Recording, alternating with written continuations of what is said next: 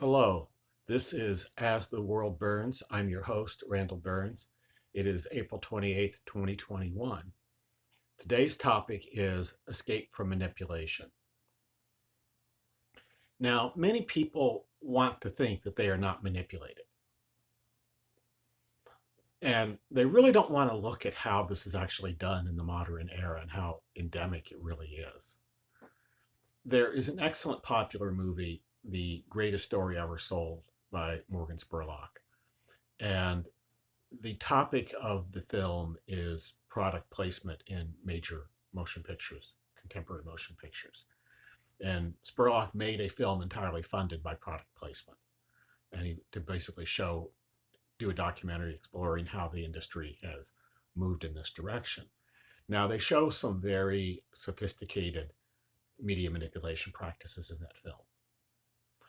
Another film that details some of this, it's a bit of an older film, and I'll also put a link into the description here, is Century of the South, which talks about the origin of the public relations practice and industry.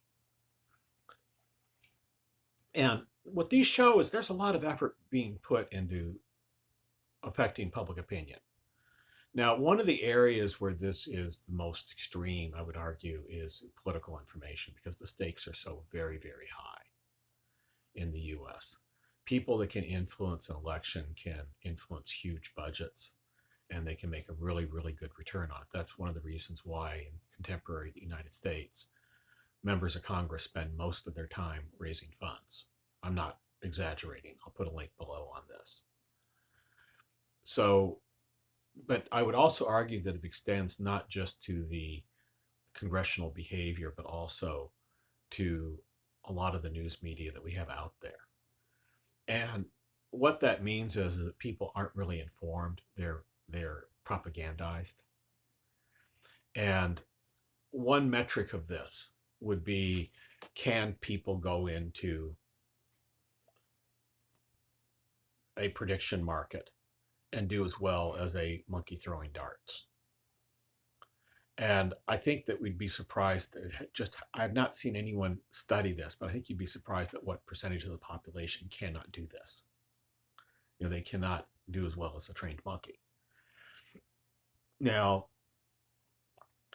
a trained monkey on Predicted, for example, should not lose more than 5% of their money every cycle of bets. The house takes about 5% of the cut through fees, which I think is ridiculously high and limits the popularity of the site. But that's what it is. Plus, they also keep the float, the interest on the bets that are held by the house. But the point is that now there are people there that make their living, even despite those fees, they make their living betting on those markets, which means that there are other people there that are losing money and losing money quite systematically. So the point of it is that this shows us what the typical mindset really is. The fact that these markets exist and they persist, and people are, there's a fairly high volume going on there. We're talking millions of dollars every election cycle. And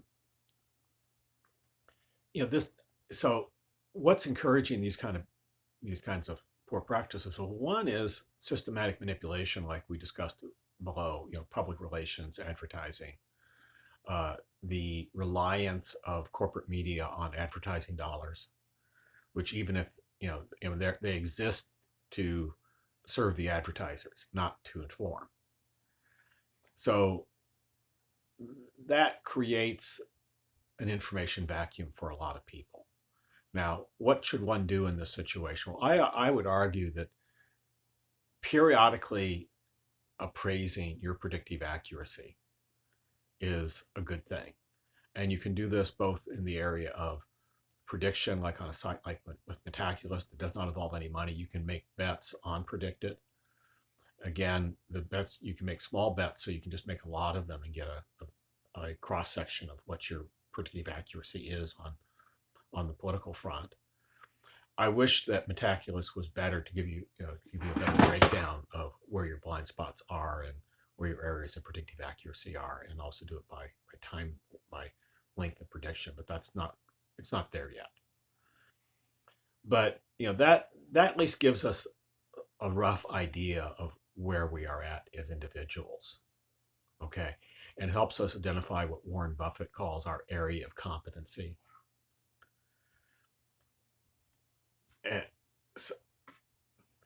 And so that gives us a baseline sense of where we stand. You can also do this like with a fractional brokerage house like Robinhood or Stockpile. You can just make a lot of small bets on stocks and see, can you pick stocks? Is the media hype overriding your judgment? And are there areas where maybe it's not? And that's another piece of valuable information for you.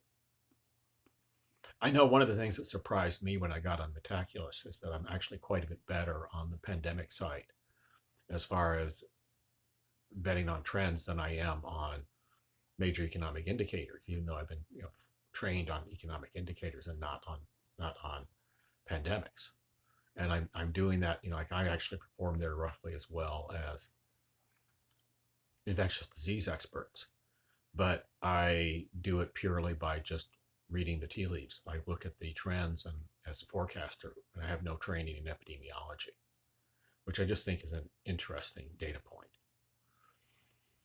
Now, as far as investment decisions, one of the things that we can do is focus on rules on when to buy. There are times of years that we know that stocks, times of the years, time of the month when stocks tend to be down. We know there's times when they tend to be up, and so it's a good time to sell if you're going to sell. I think there's also a question of asking what are neutral information sources. I think that Metaculus and predictive are some of the closer things there are to neutral information sources. The reports from major think tanks is another example of fairly neutral information sources. Now, how this connects with investment decisions, I'm not sure yet. I think we need some study on that. My hunch is that people that tend to do better on a site like Metaculus will tend, on average, to make slightly better investment decisions. But I don't have data to support that either way. But that's, I think, an important question for us to be asking ourselves. And we do know that the Delphi method of process of iterative voting, which is very close to what we see at Metaculus, does tend to contain groupthink and crowd hysteria. So I think that people using that for guidance theoretically ought to be making better investment decisions. And this is my provisional roadmap for creating a manipulation minimal community. I think that as more people are aware of this area, I think that, and the more that they participate on sites like Metaculus, the more we're going to go towards developing a community that can share useful information with each other. So those are my thoughts. April 28th, 2021. Love to hear from you. This is Randall Burns signing off from As the World Burns. Thank you for joining me. Do hit the like button if this was at all useful to you. Look forward to hearing from you. Thank you very much.